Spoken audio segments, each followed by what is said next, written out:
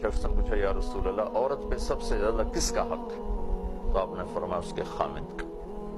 تو شادی کے بعد عورت پہ سب سے زیادہ اس کے خامند کا حق ہے، لیکن یہ پھلدار پھولدار کیسے نہیں بنتی کہ شادی کے بعد بھی اپنی ماں کی بات کو خامند کی بات سے آگے رکھتی ہے، اپنے باپ کی بات کو خامند کی بات سے آگے رکھتی ہے، بہن بھائیوں کی بات کو خامند کی بات سے آگے رکھتی ہے، اپنے مزاج کو خامند کے مزاج سے آگے رکھتی ہے۔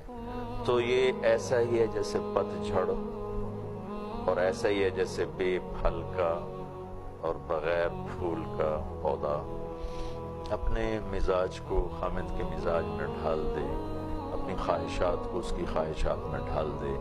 شادی کے بعد سب سے زیادہ حقدار عورت کے لیے خامند ہے، اس کے لیے اب اپنی ماں کو پیچھے کرے، باپ کو پیچھے کرے، دوستوں کو، سہیلیوں کو پیچھے کرے، بہن بھائیوں کو پیچھے کرے، اپنے خامند کو آگے کرے۔ تو اس طرح جب دونوں طرف سے یہ ایک خوبصورت تعلق قائم ہوگا تو ایک مثالی گھر بنے گا۔